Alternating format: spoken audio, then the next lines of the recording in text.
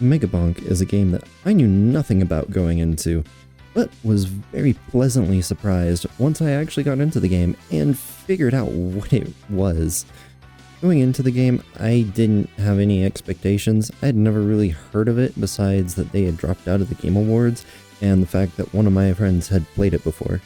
So I didn't know what to think of it. Yet, I'm very, very pleasantly surprised by what I managed to get out of the game. For the price that I got the game for, I thought it was very much so well worth it. It was during the Steam Winter Sale. I saw the game and was like, I'm gonna pick this up. I don't know what this is, but it's popular, and I want to give it a try. I don't really know much about the entire genre that this game takes place in, where you go out into some part of the world, and get as far as you can, and then die, perish, explode somehow, and then go back to the beginning and restart it. That's new to me. I've never really done that before. I've always made games that had continual progress, so I thought I wouldn't really like the game because of that, because it didn't have the continual progress. It wasn't a story that you were going from point A to point B to C to D. I didn't think I would enjoy that, but I was very much so wrong about the A, B, C, D system for one, as well as me not enjoying the game. I actually ended up really, really liking it and what it had to offer. And the game's progression is actually one of its strong suits, I would say. You don't just completely start from scratch every time you die.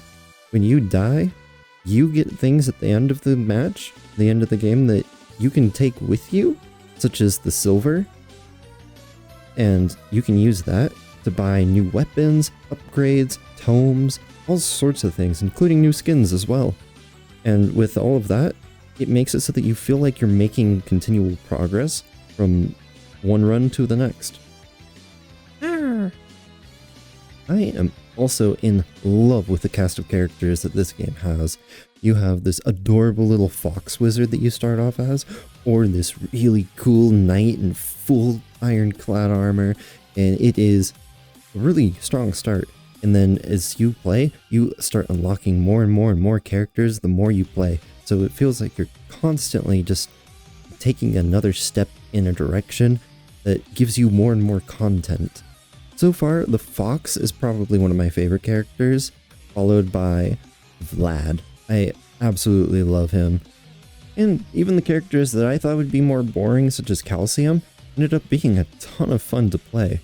You know how cool it is being able to go Tony Hawk as a skeleton, throwing your bones at people, and then being able to just keep getting speed upgrades and flying around the map after just hitting a tiny little speed bump, destroying anything and everything that can come into your path?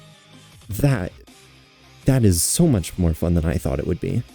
Now, to be dreadfully honest, this is not my first time recording this video. This is my second. The first one I absolutely botched. I did not green screen myself out correctly, so I wasn't able to do what I wanted to with it. And I'm kind of glad that I did mess that up, because since then I've played the game even more, and I have found so many new things. Vlad, at the time of recording the first video, I hadn't even unlocked him yet, so I didn't even know he was going to be one of my favorite characters. I also hadn't experienced the desert very much, and now I have. I still haven't unlocked the third area of the game. I hope too soon, but I haven't been there yet, and I'm looking forward to it. But I also didn't know that there were, like, final bosses in this game, and I'm really, really happy that I finally got to experience that. The different enemies in this game that you fight are also so unique. You have pretty simple ones that you start off fighting, such as goblins who just come at you and go smack. They just smack you around a little bit, and you eventually die when they smack you enough. But as time goes on, things get quite a bit more difficult. You have not just the goblins, but eventually skeletons. And then eventually the goblins come back for revenge with shields and swords, and they try to beat you up with those. You also have, at the very, very end of every level, the final swarm, which is just a bunch of ghosts that come in, and they get bigger and stronger the longer you survive, so it's more and more of a challenge to see just how long you can go taking on all of that damage and killing as many as you possibly can. And the different maps and areas that you can play in, I mean, they're so cool. You start off in the forest, and as soon as you start to, figure it out and know which way to go and what's over here and what everything does, that's when you finally get strong enough to beat it and unlock the desert. And the desert, I thought was just going to be a different skin of the forest. It is not. It is completely different. The whole map changes, and it is well worth the game just to get into the next area. The map isn't the only thing that changes either. The enemies completely change. Instead of just having goblins who come in and fight you, you have cactus who will just kind of waddle off after you, and if you hold still for too long, boom, there's a cactus at your feet that deals massive damage that can just end a playthrough just like that. Probably the most annoying enemy that I have experienced in the desert are the tumbleweeds of bones. They move so fast, it's so hard to get them under control and be able to just stand in your little shrine area and capture the shrine, because those dudes are just rolling in on you at Mach 10. Now, all of this action is complete with a wonderful soundtrack. I have loved almost every single song that has played while I've been playing this game. I mean, do you hear this? How can you not love this? Another good thing about me having to re-record this video is I've learned a bit more about the boss portals and where they are located, and how they're not actually all that difficult to find.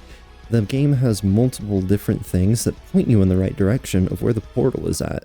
And if the normal gameplay just kind of gets a little too easy and repetitive for you, there are these things called challenges. And, some of them are very, very hard. But they are well worth your time to do. You can unlock all sorts of things, such as new characters, and more silver to buy more characters and skins and stuff. And not to mention, the game recently added hats. You can now wear hats. I can wear hats too. Yeah.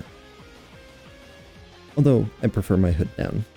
Megabonk is one of the first games that I have kind of gone out of my comfort zone to experience. Something that I've always done in the past is just stick to the same old games and not play anything new or anything that pushes me away from what I know. And this is a very good step in the right direction, I feel, in order to see what's actually out there and try out something new.